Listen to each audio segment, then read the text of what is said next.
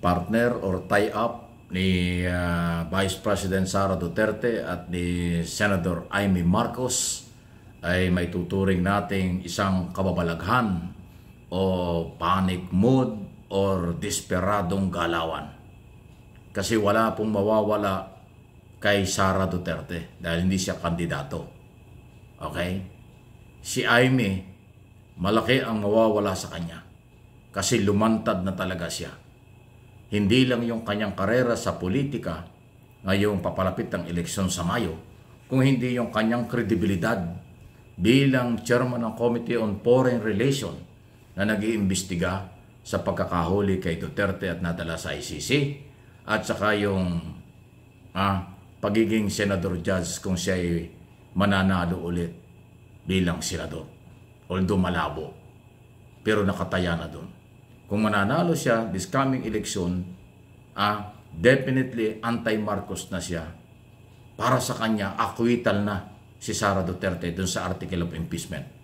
Kasi mag-partner sila ngayon. Para din kay Amy, mali ang ginawa ng kanyang kapatid, si Pangulong Marcos, at ang administration sa pagkakahuli at turnover dun sa kay Duterte sa ICC, kahit na may warrant of arrest at kahit na sinasabi ng Republic Act 9851 ang pagkakasurrender at turnover sa ICC. Ang turing niya ni Amy ay mali pa rin dahil hindi raw bigyan ng due process. Yan ang nagpapatunay dito sa pinakahuling galaw na siya ay opisyaling inendorso at sinusuportahan ni Sara. Anong ibig sabihin nun? Kahit pa sinabi ni Hanilet, common law wife ni Digong Duterte, na kaikikan lang ang investigasyon, hindi siya nagtitiwala kay Amy Marcos, pero yung Sara ay itinaas pa siya. Anong ibig sabihin niya? Yung Hanilet at saka Sara Duterte, yung common law wife at saka yung anak ni Duterte ay hindi nakakasundo. Hindi lang sa isyu ng politika, kung hindi sa kung ano pang problema sa kanilang pamilya. Parang ganon kasi nagkontrahan sila. Ayaw ni Hanilet kay Amy Marcos, pero itinaas ni Sara ang kamay or sinusuportahan si Amy. So again, walang mawawala kay Sara dahil hindi siya kandidato. Siya ay ini-impeach ng Kongreso subject for impeachment trial sa pagbabalik at pagbalik ng Kongreso sa next Congress 2020 Congress na yan. Magsisimula lang ng June 2, pero preliminary lang yan. Ang actual na trial ay sa next Congress na. July, August, September yan. Ganon po. Kung si Amy hindi mananalo dahil galit ang mga botante sa kanya, galit ang mga DD sa kanya, galit ang mga Marcos loyalists, hindi siya makakatulong kay Amy. Hindi siya makakatulong kay Sara dun sa impeachment trial. Pero kung mananalo siya, definitely kakampiyan ni Sara. Okay?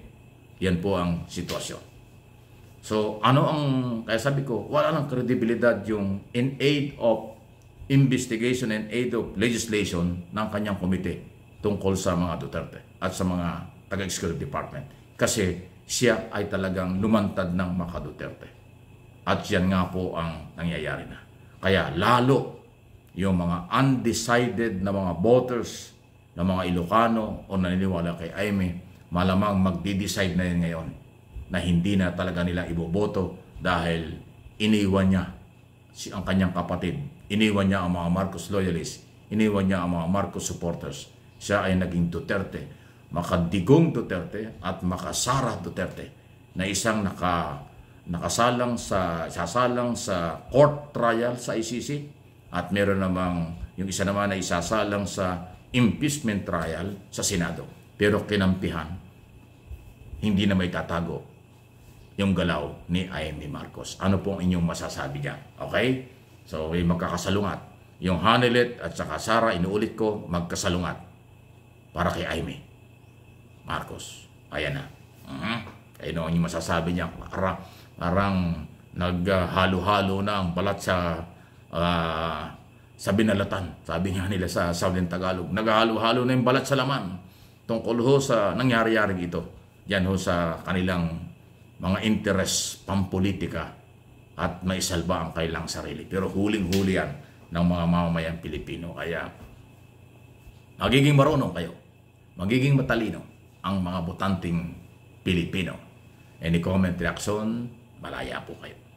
Samantala sa iba nating issue po, dahil nga po ngayon ay mag-Holy Week, so palaala lang po, handa na nga ang ating pamahalaan para bigyan kayo ng proteksyon, lahat ng public transport, under ng DOTR, by land, by air, by sea, inspeksyon na. Siguradong magiging maayos ang paglalakbay, vice versa, Luzon, Visayas, Mindanao. At yung iba naman ay patungo sa abroad, ay nakahanda na po ang ating pamahalaan dyan. Pero ang palaala po ng ating Pangulo, hindi ho itong Holy Week na ito ay bakasyon na para lang sa ating pamilya, kung hindi yung kahalagahan kung bakit at anong meron sa Holy Week. Ano ha? Huwag tayong kakalimot sa ating Panginoong lumikha sa ating kung ano ang ibig sabihin nito. Yan po yung palaala ng Malacanang. Hindi ito basta banding-banding lang, hindi ito kampanya, hindi ito kung ano, bigyan ng panahon ng kahalagaan ni Jesucristo. Ano po? Ngayong Holy Week. Yan ho ang sinasabi ng palasyo. At akin namang pinaniwalaan niya.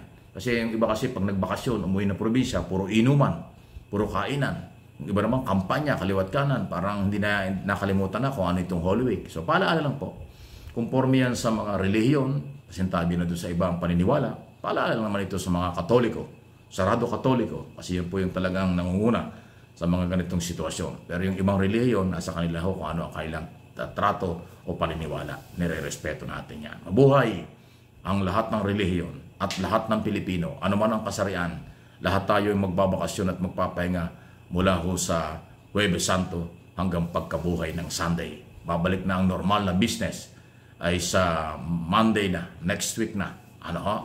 Although may mga pasok pa rin ang iba, pero kakaunti na yan. Mas marami ang nagbibiyahe na, at yung iba naman ay nagpaplano pa. Ingat lang po.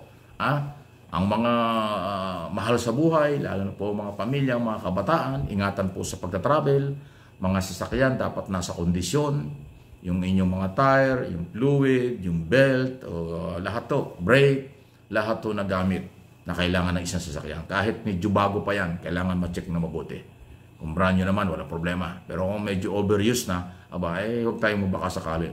Magdala ng mga emergency kit, pagkain, medicine, temporary, inumin, habang naglalakbay, lalo kung may kasama mga bata, dahil baka magutom sakali, baka matraffic. Paghandaan. Pero siyempre, ang inyong mga bahay, mga tahanan, huwag niyong iiwan ng ganun-ganun lang. I-unplug ang lahat ng appliances. Pag alis nyo, napakainit po ng panahon. I-unplug. Tanggalin po ninyo yung mga hindi, kung ang refrigerator nyo wala na laman, tanggalin na ninyo, saksak niyan. I-unplug na ho. Television, computer, lahat-lahat to. Para kahit nga sa mainit na panahon ay safe ho na hindi magkaroon ng problema. Huwag niyong iiwan bukas ang electric fan o mga kalan o air condition o kung ano mga appliances nyo naka-on, naaalis kayo. Tapos wala naman tao, delikado po yan. Ang paalala lang po, ang paalala, gamot sa nakakalimot.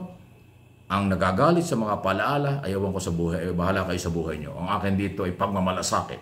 Dahil itong aking mga channel, Mike Abby Opinions, at itong channel na ito, MA Pinoy TV, yung pagmamalasakit sa lahat ng oras, anumang okasyon, ang ating ginagawa dito sa larangan ng impormasyong sa palagay ko makakatulong sa inyo. Please like and share po ng ating mga video. Kung hindi, pa ay nakakapag-subscribe, subscribe na po para sama-sama tayo everyday.